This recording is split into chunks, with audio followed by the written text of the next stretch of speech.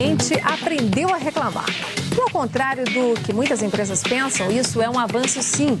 É uma demonstração de que o mercado brasileiro está mais maduro e que os cidadãos estão mais conscientes de seus direitos e deveres. Claro que tem um outro lado. O cliente que reclama, às vezes, irrita e principalmente se ele não tiver razão. Mas como é que é ele, que na verdade paga a conta nas empresas? As empresas tendem a ser tolerantes, embora nem sempre tomem as melhores atitudes em relação às reclamações que recebem. Tem empresa que resolve o problema ali na hora, mas abafa as consequências dele, que poderia levar a uma melhoria de processos. Tem empresa que nem dá bola para a reclamação do cliente ou trata muitas vezes com a mesma rispidez com a qual foi tratada. Mas a reclamação é um momento importantíssimo para o negócio, pois mostra que há uma distância entre o que foi planejado pela empresa e o que o consumidor gostaria de consumir. Na lista de reclamações dos consumidores estão motivos banais, como o motorista da entrega ter se atrasado meia hora. Há motivos importantes, como defeitos sérios no funcionamento de um equipamento, por exemplo. Uma coisa é certa, quando o consumidor se expõe, quando ele dá a sua opinião, ainda que de uma forma agressiva, a empresa tem aí uma oportunidade preciosa de conhecer esse consumidor um pouquinho mais. Meus convidados neste painel são Luciana Andrade, diretora de relacionamento da Mastermac, e Ricardo Tamietti, gerente de desenvolvimento de engenharia da Cobrap e também diretor executivo da área de educação.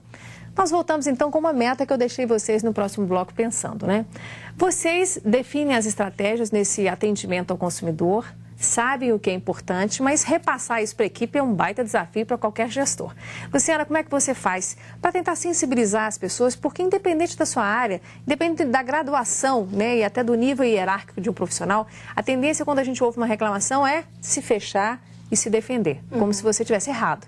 Isso acontece e como é que você faz para quebrar essa barreira? Olha, a gente tem que conversar muito com a equipe. Uma coisa que a gente passa muito para eles nós gostamos sim de receber reclamações, porque nós somos o departamento de relacionamento, ele é um termômetro de como que a empresa está indo.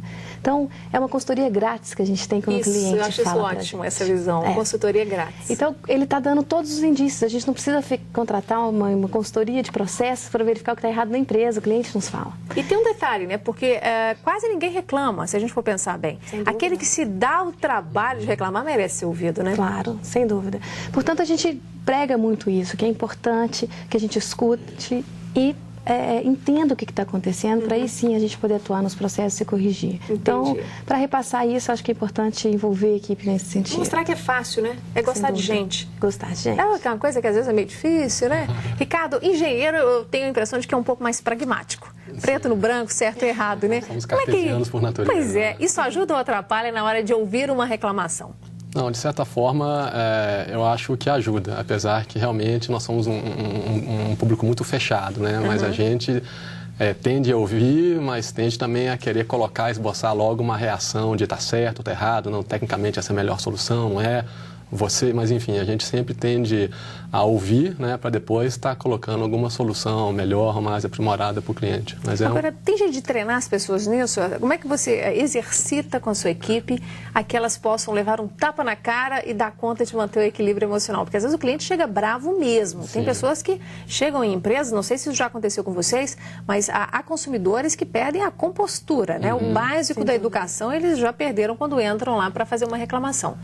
No nosso tipo de negócio, na área de engenharia, na verdade, tem um fator complicador, porque vários níveis da empresa estão em contato com o cliente. Então, dependendo da fase do projeto, você tem profissionais da área de desenho, da área de projeto, não só engenheiros. Então, conversando com vários níveis. Então, a gente tende a colocar exatamente para os profissionais a estar sempre ouvindo, Você tem Nunca que treinar treinar muito e treina, às vezes, levando, como eu disse, o tapa na cara, Eu falo que esse é um aspecto emocional da gestão com o cliente que é inevitável, porque você não vai conseguir educar, você educa a sua equipe, mas você não vai conseguir educar todos os clientes da sua empresa. Sim. Então tem gente que tem melhores modos, tem gente que tem modos ruins. Agora, do ponto de vista prático, vamos começar então com o engenheiro, já que é pragmático. Uma reclamação aconteceu em algum processo. Além de ter a solução imediata para resolver ali a demanda do cliente, a angústia que ele tem, vocês levam isso para dentro da empresa para reanalisar o processo que tenha gerado, porventura, aquela reclamação? Sim, na maior parte das vezes essa solução ela é realmente analisada, primeiro até para ver, ouvi-lo, ouvir o cliente e tomar a decisão se a gente vai estar resolvendo aquilo imediatamente ou se aquela aquela falha naquele processo foi alguma coisa que a gente chama fora de escopo. Às vezes, isso não foi solicitado pelo cliente, aquilo não fazia parte do produto, mas ele está reclamando, né, no andar do processo, querendo aquilo. Então, a gente sempre vai resolver aquela solução, mas tentando buscar o melhor equacionamento entre a equipe de engenharia e o cliente, até para ver se aquilo realmente fazia parte do escopo que às foi vezes foi comprado. um acidente mesmo, que não corre risco de voltar a acontecer. Mas a gente sempre tende a realimentar isso nos nossos processos, né? Tentar tratar o que a gente chama essas não conformidades de engenharia para tentar evitar, porque às vezes os problemas realmente na engenharia, se você não tratar, eles costumam se repetir, né? Entendi. Ou seja, é um aprendizado para a empresa a reclamação. Cada projeto, projeto é único, né? E os problemas não são. Entendi. E como é que vocês fazem? Por exemplo, no seu caso, a área de serviços, né? E a mesma coisa acontece com a equipe do Ricardo. Quer dizer, em várias etapas do processo, você tem pessoas diferentes em contato com o cliente, o que significa que você não pode treinar só a categoria de liderança e, se não se preocupar, da telefonista, né, até o presidente da empresa, tem que cuidar de como vai reagir a essas demandas um pouco negativas, um pouco emocionais do cliente. Como é que você faz, então, Luciana, identificando o problema? Olha, um dos valores da Mastermark é não erramos nem acertamos sozinhos. Então, sempre que a gente tem um problema, que a gente identifica alguma coisa com o cliente, a gente envolve as áreas e a gente discute onde que a gente errou. Um colegiado. Exatamente. É como se fosse um comitê e a gente vai ver onde que nós erramos e como que a gente pode reescrever esse processo, identificando onde que ocorreram as falhas e corrigindo para que não ocorra novamente. Então, a gente pratica muito isso, acho que é a reunião do onde erramos que permite que a gente revise todos os processos. Agora, por mais que vocês tenham nas empresas de vocês esse cuidado, aparece problema que ninguém pensou, mesmo os engenheiros que gostam de calcular todas as etapas, acontece problema que surpreende, você fala, gente, como é que isso foi acontecer? No nosso caso, o que mais acontece são problemas diferentes, né? Como eu disse, cada projeto ele é único, então ele é feito por pessoas diferentes, em momentos diferentes, os problemas gerados eles são diferentes. Imprevisíveis, em geral. É imprevisível e realmente a gente está sempre atento para tentar resolver, porque raramente a gente consegue usar muito uma experiência de um erro passado. E no seu caso, Luciana, acontece muito a imprevisibilidade nas reclamações? Acontece, sem dúvida. E uma das grandes questões é a gente conversar com a pessoa que está fazendo atendimento, porque ela que tem a primeira informação que foi falada, porque muitas vezes ele atendeu o cliente naquele momento, aí ele passa para um segundo, um supervisor, alguma coisa assim. Então, quando a gente fala, mas não estou entendendo qual que é a reclamação desse cliente, vai conversar com quem está na ponta. É isso que eu queria entender. Por exemplo, tem gente que chega assim tão elegantemente se portando e se expressando que até é difícil para você entender que ele está reclamando? Sim, sim. Acontece às vezes também. A pessoa é muito educada, você não sabe se ele está reclamando, o que ele está querendo, você não consegue entender qual que é a real necessidade e o que ele está te colocando. Quer dizer, a leitura de pessoas ela é fundamental em qualquer setor, né, que você trabalha hoje numa empresa. Agora eu quero encerrar com a visão de vocês como consumidor. Vocês, quando são mal atendidos em algum lugar, não gostam de algum produto, como é que vocês dão encaminhamento? Você primeiro, Ricardo. Como é que você faz aquela informação que você não gostou de alguma coisa fluir naquele negócio? Eu confesso que, nesse sentido, eu sou um péssimo cliente para a empresa, que normalmente a minha ação é não falar, eu paro de comprar. Você fica mudo, quer dizer, é o que eu falo aqui no programa, meu telespectador sabe disso, eu defendo muito que nós, consumidores, podemos movimentar o mundo, né? E fazemos isso com o comportamento A ou B, ou seja, a forma que nós escolhermos para esse relacionamento. Mas uma coisa que é importante, aí eu vou tentar mudar o seu pensamento.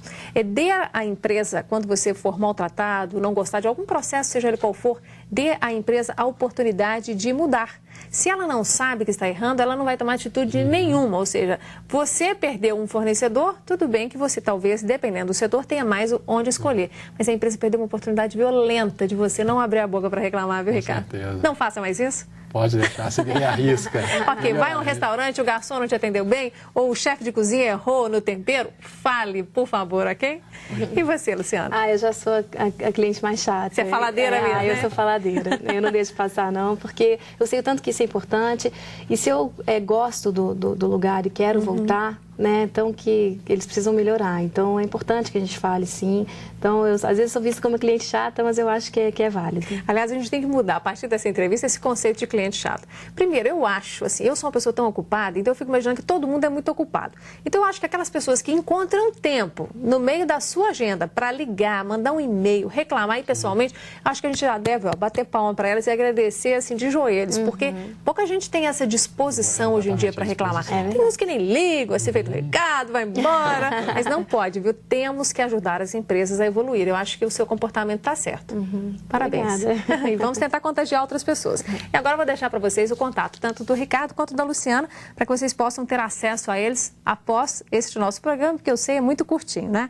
Para falar com a Luciana, o telefone é o 31 3519 7185 e o e-mail luciana@mastermac, com que mudo no final.com.br.